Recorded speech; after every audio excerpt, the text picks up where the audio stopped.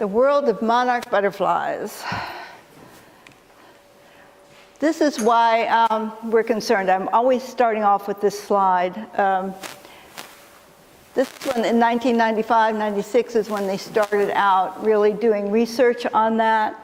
So they knew, about how many butterflies there were. This is billions. Okay, then there's a crash, uptick, crash. This was in this winter of 2014.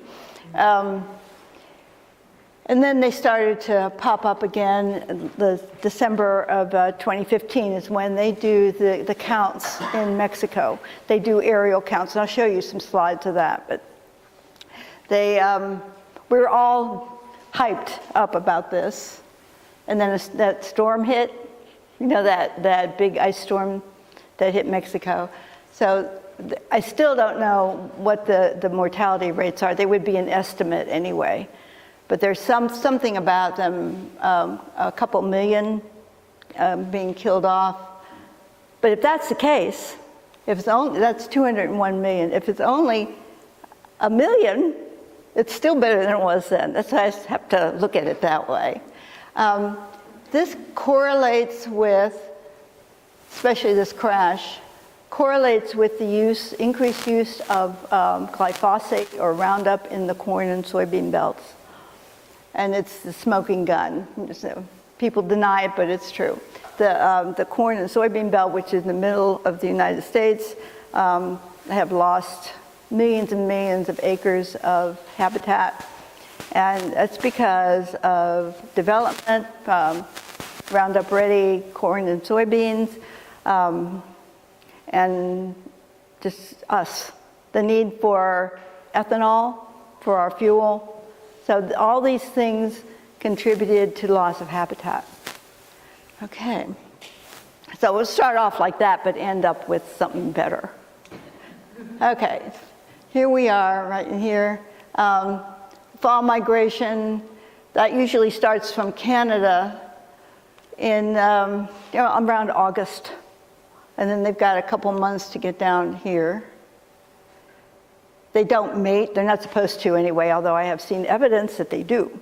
But they don't mate, supposedly, during this fall migration because they need all those lipids that they stored up by eating the milkweed and getting nectar from nectar sources. So they have to have that in order to make their migration to near Mexico City around this transvolcanic belt. And a lot of the overwintering sites are in here. There's a lot of things going on in Mexico. There's a lot of problems. These monarchs are really beleaguered. There's talk now of reopening a mine in one of the reserves. There's a mine that's already been there.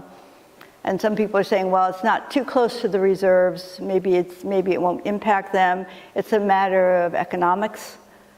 To keep them from cutting the trees down, they're going to give them jobs in the mine. Apparently, this is my own thought on that. But the problem is a lot of the trees in that storm got knocked down. So whenever trees get knocked down in the biosphere, it changes the microclimate in that area. So it's any tree loss there it changes it. Okay, the spring migration. Here we are in spring. They're starting to mate around February. They will lay their eggs in this area, just north of Mexico and south of Texas. This is why this whole area is so critical. So I forget how many way stations there are in Texas. There are a lot. I'll get to that slide toward the end, but there's some thought that they overwinter in Florida, South Florida. I think there's a resident population there. There's some thought that it might be in South Carolina, a couple of places where they can overwinter. They do not overwinter in Tennessee, contrary to what a lot of people think after reading Flight Behavior. I wish they did. Did everybody read Flight Behavior by Barbara Kingsolver?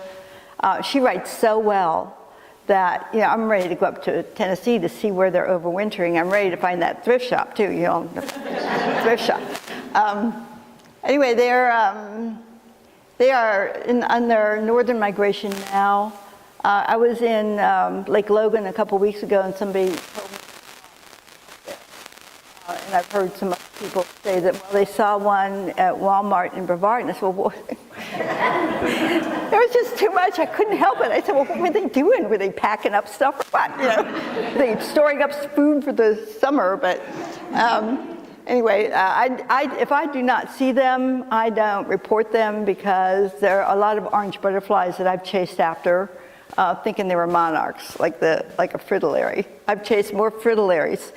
And they're not. And then there is another a great imitator of a monarch called the viceroy. Are you familiar with the viceroy? Much smaller, and it has an arching wing vein on the lower wing. They're not poisonous like monarchs are. Anyway, here they're coming up. I'm telling people to start watching their milkweed to see if there are eggs on it, and I'll show you what an egg looks like. There's also photographs of eggs over there by that poster. Okay. Back to Mexico. These are the overwintering sites. El Rosario is a big site. It's in here somewhere, but it's not on this map. And I'm not sure how to pronounce this. Angangero, does anybody speak Spanish? That's where the mine is going to be. So you can see there's a lot of places, but the year before last, they were only overwintering in one site. And that is how they check. They do flyovers, and see all of that brown, those are monarchs. And when the sun hits them, they get real bright. It's kind of like what Barbara Kingsolver wrote about. She did her research. She really did. This is a transvolcanic belt. You can see some denuding in here. And this is how they cluster. So that it helps the humidity and temperature, and then they get heat from the trees. So they're the trunks of the trees. So that's one of the reasons why they cluster. But a monarch weighs about as much as a postage stamp. But if you put a couple thousand on the branches, they'll break the branches off. I've not been to Mexico. I have been to California to see the overwintering sites. Our group, the Monarch Teacher Network, was not allowed to go to Mexico, so we went to California instead. So I sort of saw it. That's just another view. And then this is where what they're doing now. They're mating. The male has claspers, and he will push a female down and raise her up and hang on a high limb or something like that. They will stay that way for 18 to 24 hours. It takes that long for the spermatophore to transfer into the female. And then when she lays her egg, she lays it through the spermatophores. And that's an egg. There's a queen butterfly in Texas that has an egg similar to that, and there are a lot of butterflies that have eggs that look like that. The queen and the monarch are milkweed butterflies, but the monarch only has milkweed. It's a specialist. It does not lay its eggs on anything else. The female can sense the leaf with her feet. She will tell her if it's milkweed or not. Although I have seen egg dumping on violets before from a monarch, and especially this time of year when they're trying to get rid of their eggs, they will dump them wherever they can. And I don't know if, I'm sorry? How big is that? The egg is a couple millimeters. It's very, very tiny. When I go out and look at my milkweed, sometimes I'm lucky if I find it. I usually wait until they're hatched, and then I can see a half moon, and I'll show you what that looks like. That's a newborn caterpillar. They're only a couple millimeters long. It's kind of translucent. There's a fly. There's an egg. Oops, what am I doing? All right. There's the egg, and that's a newborn. So they go through 5 stages called instars, where they shed their skin. When this one, that's actually kind of big. They're really tiny when they first come out of that tiny egg. You'll see the black head, and it will eat its way out of the top, and then it will eat the egg, and then it will find the milkweed, lays out silk so it knows where it is, because their vision's very poor. They have 6 little dots around their eyes, or what their eyes are, called ocelli, O-C-I-L-L-I. And they really can't see very well. But they can know where they are because they lay out silk and they can kind of figure out where they are on a leaf. And they'll hang from that silk when they pupate. I mean, when they move from one stage to another, instar stage. So that's stage 1, 2, 3, 4, 5. When it gets that big, it will crawl up someplace high and hang upside down. I'll show you a slide of that. In the meantime, the only time they do not eat is when they're shedding their skin. Otherwise, they eat all the time. All right. This is a phase in between one instar and the next. They drop off that little black head casing. And somebody has remarked that it's the only insect that they knew about that has a facelift 5 times in their life for free. I've told that over and over again. Anyway, so they will shed their skin. This is the head. Oops, why am I doing that?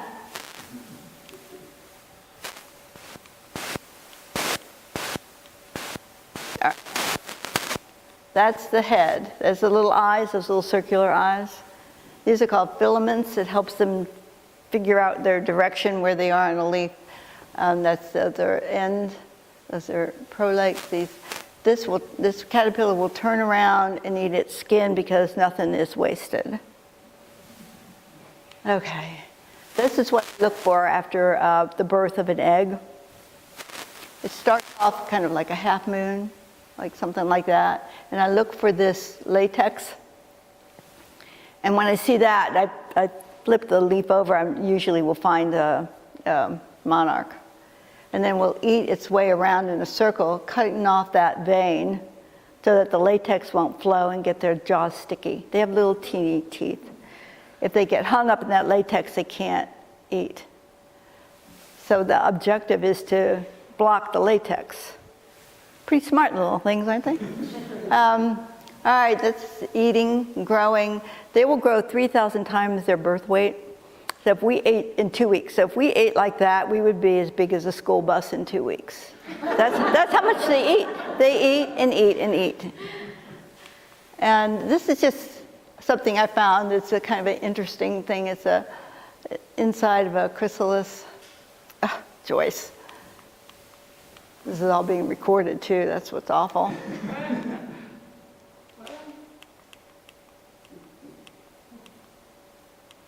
All right. This is pretty well identified, but I like to show this because when I show you an MRI of a monarch chrysalis, you'll see where the structures are. They're forming their organs as the caterpillar is growing. So it's not like they change into soup. Some of it is kind of liquidy, but for the most part, they've got these organs going, just like we do when we're eggs and we start to form our organs. It's already programmed to go here, there, and wherever.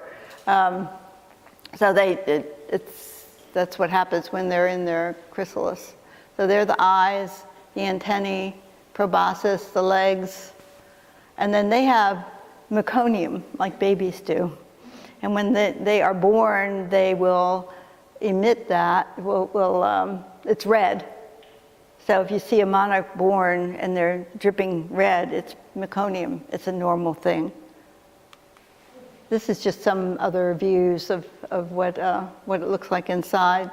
I just find that fascinating. It's just like I used to love embryology too. I watched this progression of how we were made. All right, this is when they get to the 5th stage, they crawl up someplace high. Usually they say they don't pupate on a milkweed plant, but I've seen them on milkweeds. I'm sure some of you who do this have seen that as well. They will form a silk button right here. And those little legs back there turn into a cremaster, a little black stem.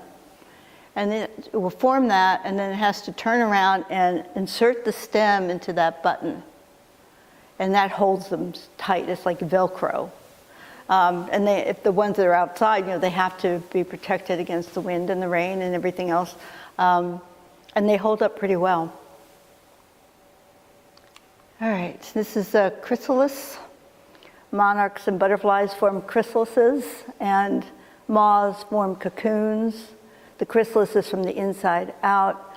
A cocoon is formed from the outside in, so they spin silk around them. The only silk that's used is to find their way in the leaf and to form that button up there. And that's a cremaster, that's a button.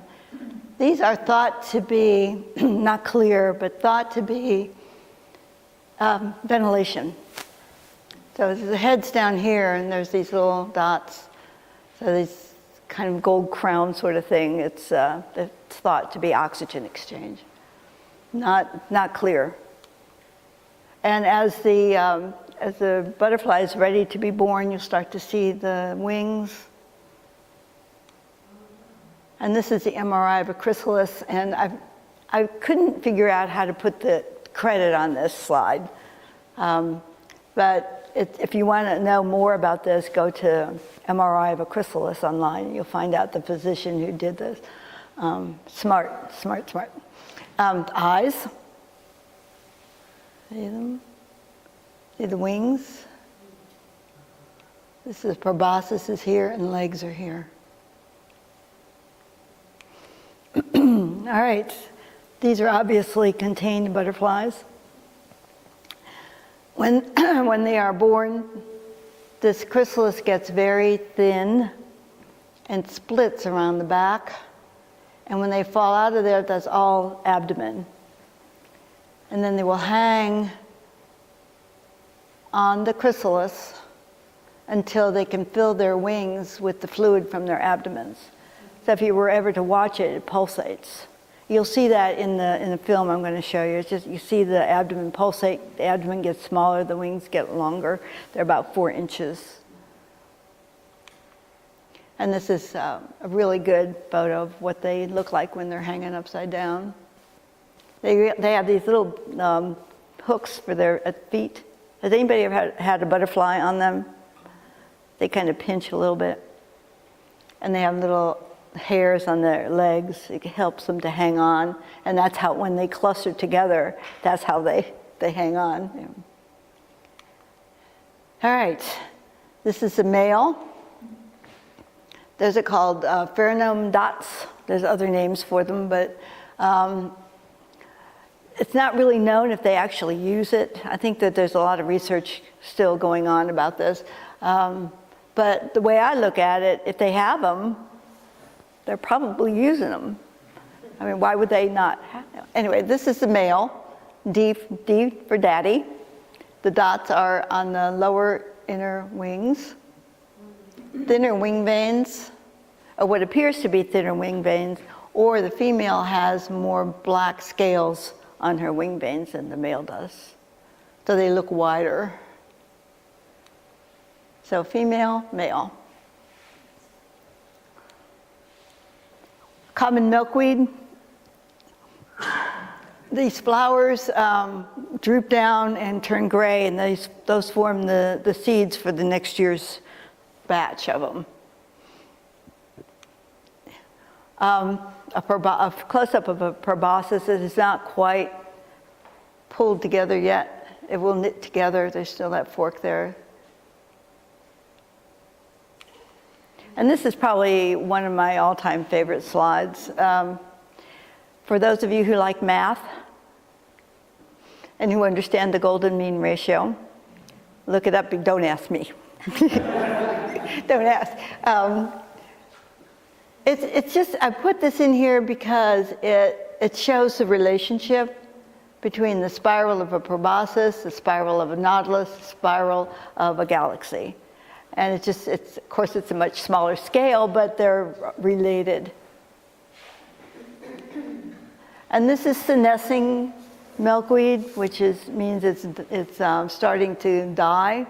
It gets yellow like that, loses its chlorophyll. So this is into the fall, and they're noticing the angle of the sun is lower, and they can sense that with their antennae. So its antennae are segmented, and they have a little knob on the end. It's kind of like a little GPS or dowsing thing. I don't know, but They can tell the angle of the sun. They have hairs on their back that help them with weather and with wind. There's a really neat video about the physics of butterfly flight, if you want to look that up. It just tells you how they actually work their muscles and how the lower wings help the upper wings, and the upper wings help the lower wings so they can fly. They have pretty strong muscles. And this is the milkweed pod. That's what happened to the flowers. I keep doing that. All right, this is the milkweed pod, and those were the flowers. So those are now seeds. All the milkweeds do that. All right, that's an old-fashioned tag. I have other tags over there in front of the way station sign. And that's the size that we put. In the fall, we tag them. We have a method of doing that. We tag them usually on their right lower wing to be consistent. So if you see them out in the wild, if you see, you can look on the right side and see there's a tag there. And hopefully you can catch the number of it. All right, these are problems. They eat the milkweed because it has a toxin in it called a cardinaloid. It's like digitalis. If anybody's on digoxin, it's not the same thing. But what it will do, generally, it will disrupt the heartbeat of the predator and make them really sick. However, nature being nature, there are some who figured out how to sequester those poisons and not get sick from eating these monarchs. So these are things from Mexico. There are these orioles. Oh, Joyce, stop that. There are. These will have learned to eat them successfully. Chipmunks will, some mice will. Yeah. All right, so we're back to spring. And this is what the common milkweed looks like as it's emerging. Generally, when it's closed, it comes up like this. So we talked a little bit about host plants. Of course, just to reiterate, milkweed is the only host plant for the monarch. If there is no milkweed, there will be no monarchs. And they're struggling enough as it is. So the way I look at it, any milkweed is better than no milkweed.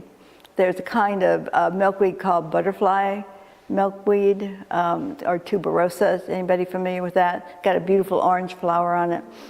They call it the teenager of the milkweeds because they don't look like anybody else. They have fuzzy hair and stuff. They don't behave the same way as everybody else does.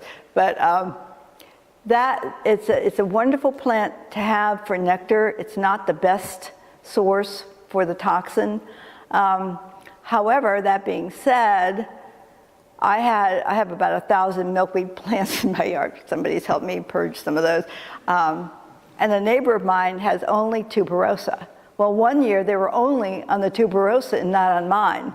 So I'm thinking, what is this? Yeah, that's not fair. But anyway, she had 20 monarchs on her tuberosa, and I had none. So I mean, go figure. I don't know. I don't know why they select what they select. They liked her yard better, I guess. I think this just went off. Did they turn it off? Yes, I did turn it off. So we talked about predators. I'll get back to the insects that eat other host plants. Nectar plants are particularly important to them, especially in the fall migration. So having fall blooming flowers is extremely important, especially things like goldenrod, echinacea, even butterfly bush. And I know a lot of people say that that's an invasive. It's considered an invasive. There's supposedly a sterile variety. The thing I like about buddleia is that it blooms late, and it's a good nectar source for them. But I didn't, in my earlier days when I installed a way station up at the Cradle of Forestry, I had butterfly weed and butterfly plants in there, butterfly bushes in there, and they made me take them out because I didn't know. I just didn't know. So they're now at a friend's house. But But they would spread all over the forest. So that's why. And I learned a lot from that too. So I wouldn't not plant it. If you can get a sterile variety and watch it, and if you see any starts coming up in your yard, pull them up. I have, when we moved into our house in Brevard, there were 4 butterfly bushes there.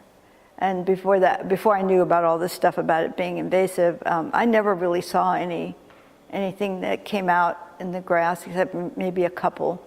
But it didn't take over the yard. And a friend of mine on 276 has all these wonderful buddleia plants out there. And across the street is all of this amazingly beautiful goldenrod. All the monarchs were on the butterfly bush. No. That's where they were getting their nectar. So fall migration is extremely important that they have nectar sources. That's where they get their lipids that helps them overwinter. That's how they store that, and then they start to deplete that as the new year starts. All right. This is what I would love to see everywhere. Fields of wildflowers. Now, some gardeners like to bunch up different flowers for them, and they say they can see them better. And I think that's great if you've got a garden that you want to be a little nicer and a little more cultivated. Personally, I like the wild stuff. This is what nature does. It's the reason why I don't really weed my way station very much, because I let the dandelions grow, because that's an early nectar source for bees. And I say, well, I'll deadhead them. Well, I don't deadhead them. I forget, or there's too many of them, and I just said, they're here for a reason. Let them alone, right? So anyway, I just love these wildflower fields. But like most things, we have these little oleander aphids. We're all familiar with aphids. They're kind of cute, really. They have little black eyes and little black legs, and they'll decimate your plant. And their honeydew is sweet, and ants like it, and it's also a nectar source. And a ranger from Gorges told me that in their survival course that they can eat it. And I say, no thanks. Enjoy it, I'll find something else. I don't think I could eat aphid honeydew, but apparently you can if you're really desperate enough. Aphids are part of the milkweed community, and that's what this next series of slides is about. They're going to be there. If you want to get rid of them, you can always spray them with soapy water. The only problem with that is a monarch doesn't know that that's been sprayed, and she'll lay her eggs on it, the egg will hatch and will die. So the soap that kills the aphids kills the monarch caterpillars too. The monarchs don't particularly care about the aphids because they can eat around them. I've watched them up at another site at Silvermont in Brevard. I don't know if you're familiar with it.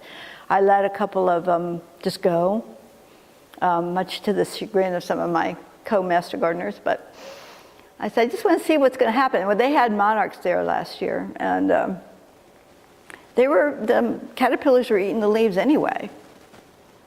So I don't know if it contributes to any disease from them, but probably not. I mean, they've been co-evolving for a lot longer than I've been around. All right. I don't know what this is. Oh, Joyce. See what happens when you record? Get all befuddled. All right, here's those aphids, and this is some other kind of creepy crawly right there. This is a milkweed beetle. It will decimate the plants. And there's tussock moths. Are you familiar with them? They'll gang up in a line and they'll eat the plant down.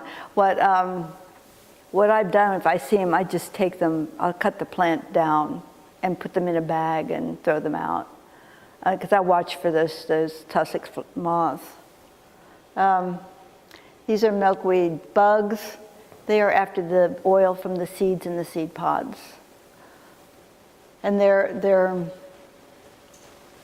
part of the community. So, I mean, if you want to treat them, remember that you'll also be, treating the monarchs too. So I squish those aphids. I've got more orange gloves than I care to admit, but I'll hose them off. If I'm really bothered by them, I'll hose them off. Of course, they're going to come back. Sometimes I just leave some just for the aphids, and I'll get the rest off the other plants.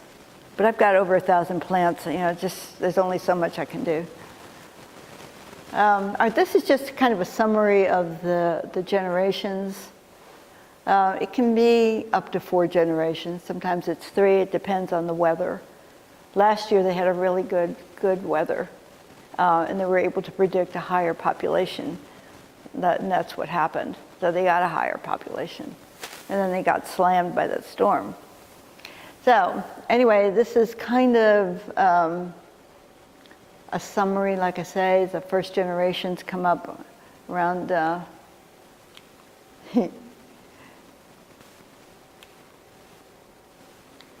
right, around this time. And then it takes a month from egg to adult. And then they live about a month or so, a month or 2 in the summer. In the fall, as long as they're not mating, in the fall they'll live 8 to 9 months. Mating takes a huge amount of energy and lipid stores. All right. Stink bugs. I'm sorry, I know that's gross, but that's, they will go after the monarchs, the caterpillars, and they don't seem to be affected by them, unfortunately. Ants attack them, spider mites attack them, taconid flies. We call this the dreaded thread. That is a chrysalis of a taconid fly. Now these little taconid flies have little red eyes, and they're pollinators. I mean, so they've got their use. But they also will lay their eggs on the leaves of the milkweed, and the monarchs come along and eat them. So they're parasitized. Actually, a big monarch will come along, and since they don't see well, if there's a newborn close by, if it happens to be in its trajectory where it's eating, it will get eaten by the big monarch. So anyway, the dreaded thread. What I do with those critters, that's a taconid fly, that's the chrysalis. I will save them until they hatch, and then I freeze them. My best revenge, I freeze those little suckers. And I tell my husband, just don't pay attention to what's in the freezer. This is my side, just leave it alone. And they go off for analysis at University of Minnesota.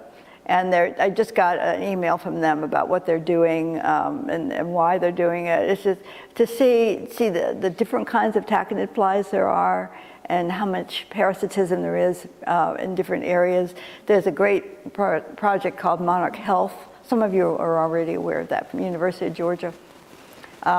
They track a parasite, a microscopic parasite called OE, and don't ask me to pronounce it, Oshirishus, something or another. OE.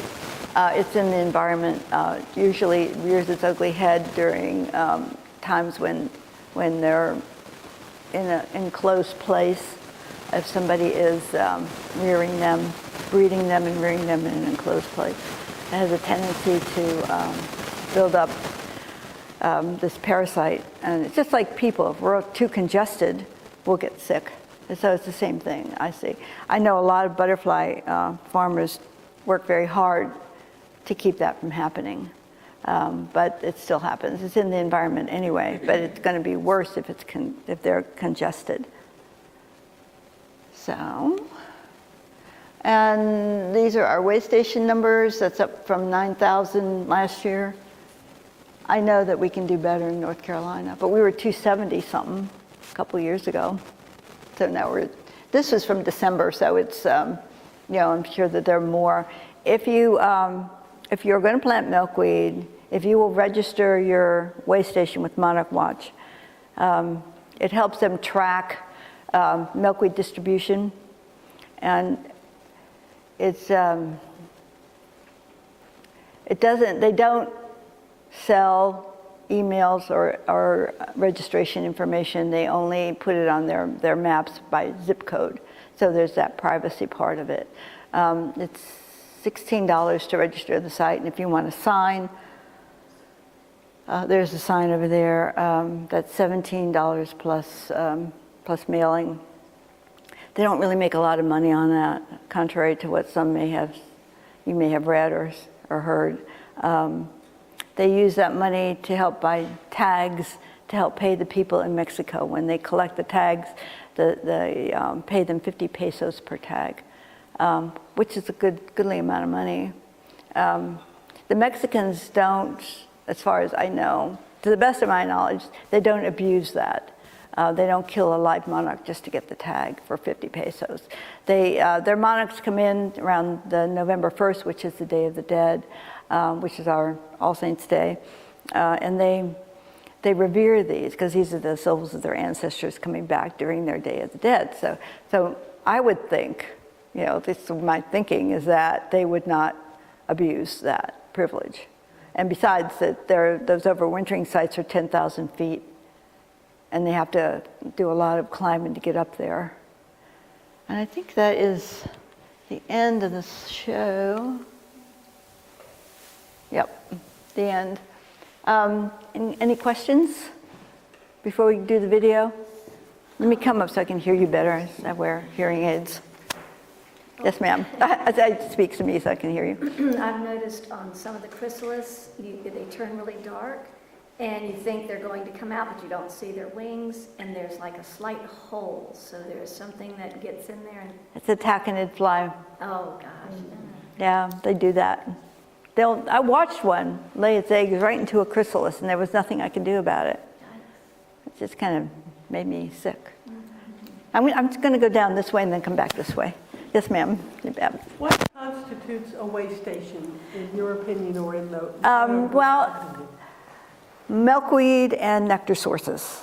And if you decide to register your site, and you go online and follow the information on the registry, you do not have to have every single item, every single plant that they have listed. It's just a kind of guidelines, and there's a section for other.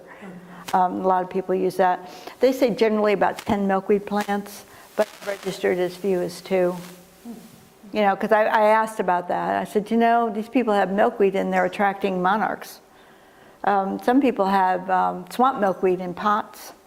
And there's a place in Deer Lake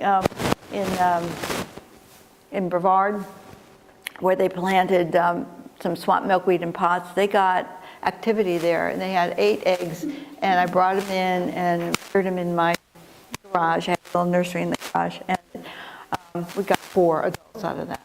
So generally in the overall population, only 5% of the eggs survive. So a monarch might lay 400 to 700 eggs. Only 5% survive because of all the stuff that they have to go through to become an adult. Yes, ma'am. On one of your pictures, there was a screen with maybe 20 butterflies hanging from it. Is that kind of like butterfly farm, or is that something Well, I don't know where it came from. University of Minnesota, that slide, and it was probably they were raising them from the wild. That's what I do. I raise them from the wild. That's probably what they were doing too. So then they have them in a container, but it's not like they're breeding them there. So they're in the container. They go out in the wild and gather them? Yeah, feed and them? then feed them. Yeah, we feed them. I put them in shoe boxes with screens on top, and change them every day. Even my husband's doing that. Changing their because they produce this frass, or their poop. It's called frass, F-R-A-S-S, and they produce a lot of it. The bigger they get, the more frass they produce. So so he will help me clean them out, and I sterilize the containers in between with a little Clorox water. Did you have So you gather a chrysalis and bring it to the... If I can get one, I'll bring it in, just so especially during tagging season, so that I can tag it. And it's a real wild one then. If I bring them in and they raise them to adults, I make them, it's just easier.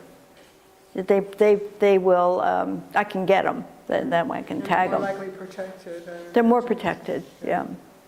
I have a pretty good survival rate, and especially in the spring. In the fall is when all this parasite stuff gets worse. Thank you. You're welcome.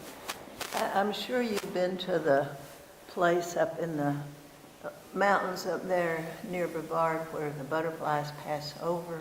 There was a lady at the college that used to take the students up there when they were coming to show them. Did you see it? Did you ever see them? I was never able to leave my classroom and go when they went. And when I went on my own, it was not the right time. Yeah, they don't let us know when they're coming, Yeah. unfortunately. But 415 Cherry Cove on the Parkway. I went up there one time, we saw a few, but the numbers are so low now that we're not going to see them like you used to. Yeah, and then one time we went over, like you're going to Spruce Pine, if there was a station over there, and they have a big display. Oh, nice. And they were saying they pass over there somewhere. Yeah, they probably will, Uh-huh. yeah, in the fall. Or maybe in the spring, and they're heading up looking for milkweed. Yeah, they have a wonderful display up there. Nice. Which if The you more the ever wanna merrier. truck along and look. So, yes, sir. I'm going to come over here. I wear hearing aids, so I can hear you better. Two parts to this. One is, how am I to identify that they are indeed monarchs and not the imitators? The viceroy? Yeah. I really should have a slide of a viceroy, shouldn't I? I'll add that. And I usually observe them in flight because we have 40 acres in Mills River adjacent to Pisgah National Forest. We use it as a hunting preserve. We have 2 meadows that we mow regularly, and there's no pesticides or anything up there. So it's as natural as can be. Yeah. I'm going to be planting these things. When a buddy of mine and I stood in the drive, it was about a 4/10 of a mile drive from the pavement up to our cabin. We stood there for about 45 minutes, and every minute another 1 or 2 or 3 of what we believed to be monarchs would march up that driveway all the way up to our first field. Then they'd go to the left of the cabin, they'd go up the road into the next field, and then up into the forest. This is in the fall?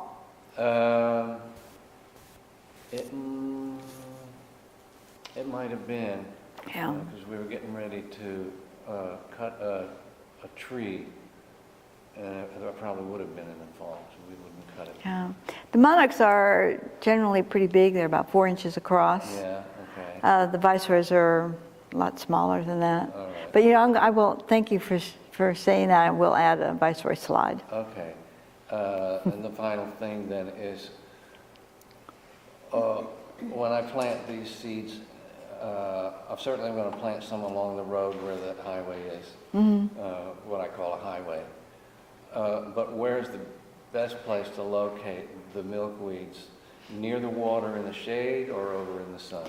The common milkweed likes full sun, like 6 to 8 hours of sun. They're pretty drought tolerant. Yeah. They don't really, unless initially planted, they don't really need a whole lot of water. But the swamp milkweed does. Okay. It likes moisture, not a lot of moisture, but they like to be moist. The tuberosa could care less. It's a teenager, you know. You can plant it wherever you want and it will grow.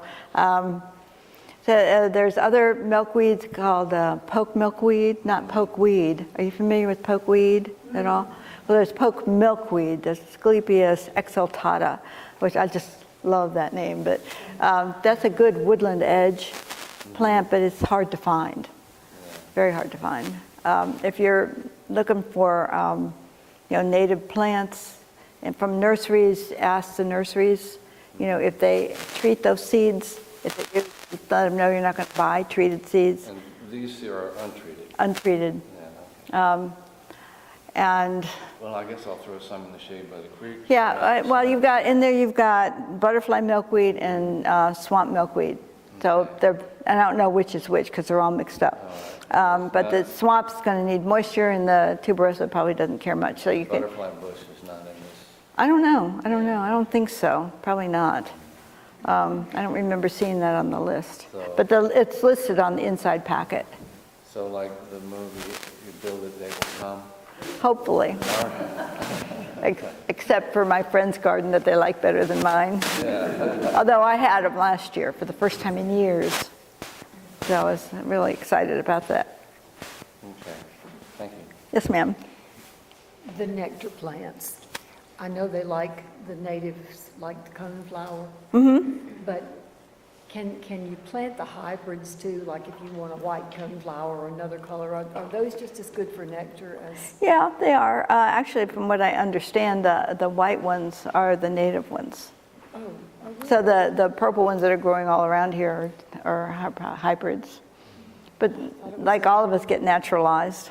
I mean, it's very hard, I think, to have an all-native garden because there's so much other plants that are out there that it just makes it hard to be a pure native garden. It would be nice if everything were back to that, but I don't know that we'll ever get back there. But yeah, there are some native plant nurseries around. There's one in Weaverville called Red Root. I'm not with her. I'm not advertising for her. I just know that there's a garden up there, and her name is Jean Hamilton. Red Root Nursery. In Brevard, there's New Leaf and Fry. I think Fry does some spraying, but I don't know if they use treated seeds. By treated seeds, I mean neonicotinoids. Are you familiar with that? It's a nicotine derivative. They inject it into plants, approved by the EPA to control aphids and whiteflies and a bunch of other things. And you'll see those in the tags and plants in big box stores. So as soon as everybody starts asking them about that and saying, I just don't want to buy these. They're treated, that lasts a year. Huh? Are they required to label them now? Yeah, they are. Yeah, they're labeled. It says approved by the EPA, which makes me really wonder about the EPA. But I think that Ortho or somebody is going to be removing neonicotinoid sprays from their products next year. What do the sprays do? How do they harm the butterfly? I'm sorry? How do the sprays harm the butterfly? Well, it kills the insects, so it will kill the butterflies. That's what I'm talking about with aphids. Same You with treat the aphids, the same with bees. If we lost the monarchs, which were pretty close for comfort on that, but it would be awful. But if we lost bees, I mean, that would really, really be a disaster. So when treating with neonicotinoids, it's getting in the pollen. The bees are getting it up. They don't know where they're going. They're disoriented. They take it back to the hive. It's just a mess. The state of Maryland this past week, banned it in the whole state. So it's been treated. We're the first state to do it. Oh, okay. Do we have time to see there's I have a question. Oh, I'm sorry. Yes, ma'am. I have two questions. Does the monarch eat the chrysalis? No. Okay. The other one is, how do you band? Oh, we take, I hold the monarch by its wings. So I'm holding it like this. Its wings, its head's here. Its legs are going crazy. I'm holding the wings here. I take this little tag. Record the number first. It's always a really good thing to do. The number on here and the gender.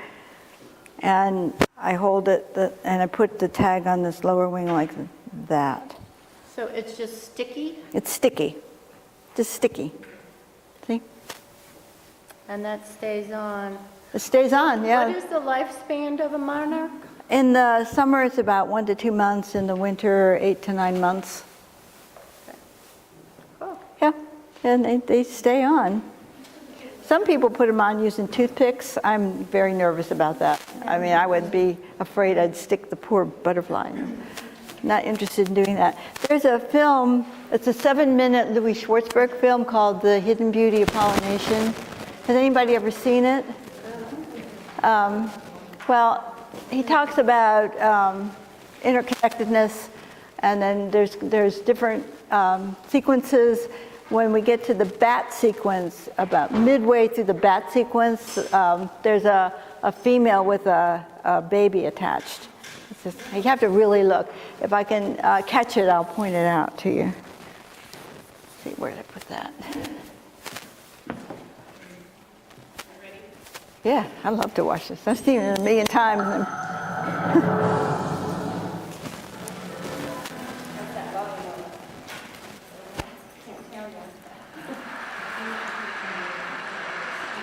It's great being here at TED.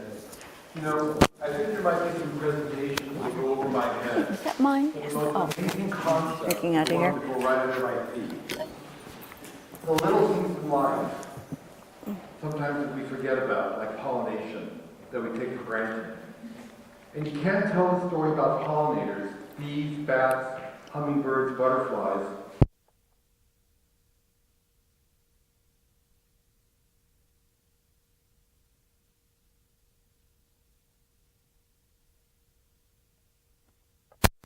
over 35 years.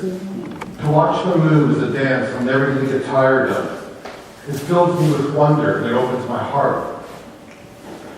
Beauty and seduction, I believe, is nature's tool for survival because we will protect what we fall in love with. Their relationship is a love story that feeds the earth. It reminds us that we are a part of nature and we're not separate from it. When I heard about the vanishing bees colony collapse disorder, it motivated me to take action. We depend on pollinators for over 1/3 of the fruits and vegetables we eat. And many scientists believe it's the most serious issue facing mankind. It's like the canary in the coal mine. If they disappear, so do we. It reminds us that we are a part of nature and we need to take care of it. What motivated me to film their behavior was something that I asked my scientific advisors. What motivates the pollinators? Well, their answer was, it's all about risk and reward. And like a wide-eyed kid, I'd say, why is that? And they say, well, because they want to survive. And I said, why? Well, in order to reproduce. Well, why? And I thought they'd probably say, well, it's all about sex. And Chip Taylor, our monarch butterfly expert, he replied, nothing lasts forever. Everything in the universe wears out. And that blew my mind. Because I realized that nature had invented reproduction as a mechanism for life to move forward, as a life force that passes right through us and makes us a link in the evolution of life. Rarely seen by the naked eye, this intersection between the animal world and the plant world is truly a magic moment. It's the mystical moment where life regenerates itself over and over again. So here's some nectar from my film. I hope you'll drink, tweet, and plant some seeds for pollinator-friendly gardening. And always take time to smell the flowers and let it fill you with beauty and rediscover that sense of wonder. Here are some images from the film.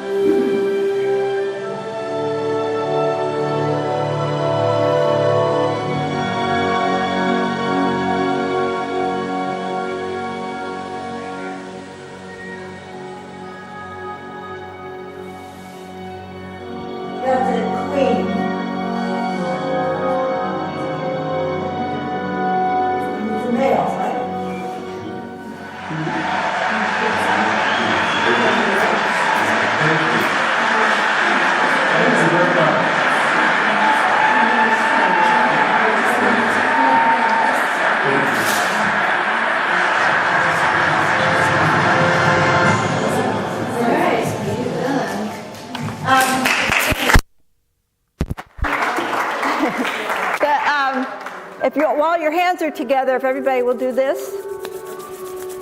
It's called susurrus, and that's the sound that the butterfly wings. I mean, if there are millions of them, this is a magnified sound that you would hear. All right, we're done.